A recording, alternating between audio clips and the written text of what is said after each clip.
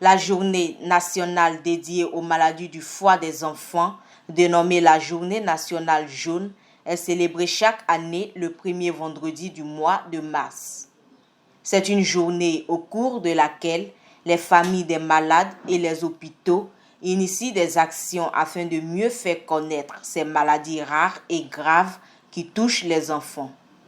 Tous les jours, un enfant qui naît est concerné par un problème de foie.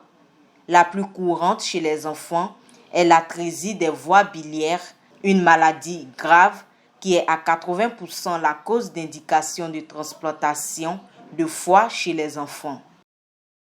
L'atrésie des voies biliaires, c'est une maladie congénitale.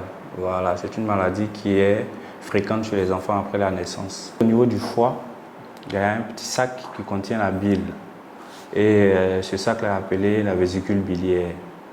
Et cette bile-là, elle intervient dans la digestion des aliments. Voilà, donc quand une personne mange, cette bile est sécrétée par certaines voies qu'on appelle les voies biliaires.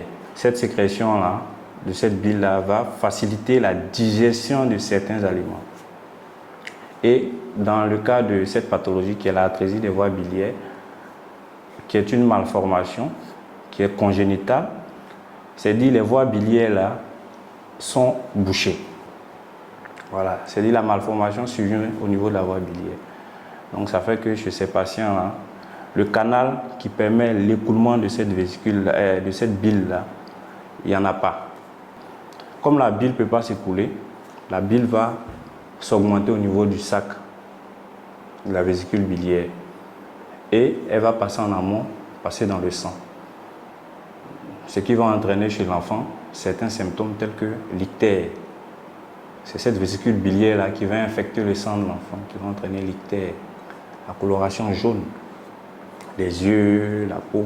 Donc l'enfant est vraiment tout jaune. Et aussi on va constater chez l'enfant, au niveau de ses selles, parce que cette bile-là, c'est elle qui colore les selles en jaune. Étant donné que cette bile-là ne peut pas être utilisée dans la digestion, on va constater dans les selles que les selles seront décolorées. Les selles seront blancs chez l'enfant.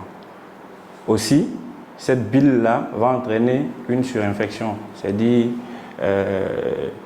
cette collection assez importante de cette bile-là au niveau de la vésicule, là, ça va se surinfecter. Donc chez l'enfant, par moment, on aura la fièvre. Voilà. Et la douleur également, parce que quand tu palpes le ventre de l'enfant, l'enfant commence à pleurer. Le principal problème de ces maladies est qu'elles sont dépistées trop tardivement.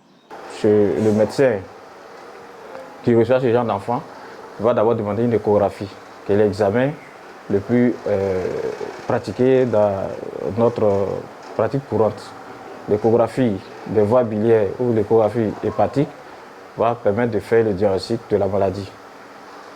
Maintenant, dans des milieux plus outillés, on peut aller jusqu'à faire le scanner ou bien alors une cholangiographie qui permet d'explorer les voies biliaires. Le traitement, c'est d'abord et avant tout un traitement chirurgical. Il y a deux types de traitements. Il y a le traitement où on va aller faire des dérivations, c'est-à-dire que comme la voie biliaire est bouchée, on va utiliser l'intestin grêle du nouveau-né qu'on va remonter jusqu'à la source de la voie biliaire pour pouvoir faire un montage. Ça, c'est dans le cas où, parce qu'il y a plusieurs types d'atrésie. Il y a des atrésies où la voie biliaire est carrément bouchée, c'est-à-dire qu'elle n'a pas pu se former,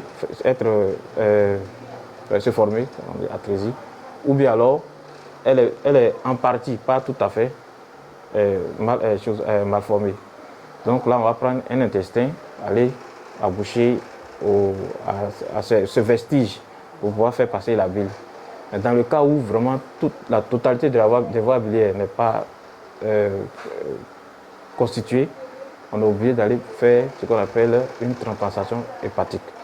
Donc on va prendre le foie, ou bien la moitié du foie d'un autre être pour venir transplanter, pour remplacer le foie du malade de l'enfant. C'est une maladie qui est très rare. elle est très rare. Peut-être un enfant sur 100 000 ou bien même un enfant sur 1 million. C'est une maladie qui est rare. Moi-même, dans ma pratique, je n'en ai jamais vu. Ça fait au moins 15 ans que je fais la chirurgie. Je n'en ai jamais rencontré, mais quand j'ai fouillé, parce que j'ai fait une étude dessus, quand on a fouillé dans les habitudes du CHU de Treichville, je pense qu'il n'y en avait pas beaucoup. Peut-être qu'ils ont trop eu depuis que le CHU de Treichville a été créé, peut-être c'est 15 ou 20 cas. Inauguré en 2021 par le président des régions, le Premier ministre Patrick Jérôme Achi, le Collège moderne à Coupé 2 a ouvert ses portes au grand public ce vendredi 3 mars 2023. À cette occasion, les meilleurs élèves des classes de 6e, 5e et 4e ont été honorés. Madame Nada Djambo, directrice du développement et de la planification, a représenté la région à cette journée portes ouvertes. Le compte rendu complet dans notre prochaine édition.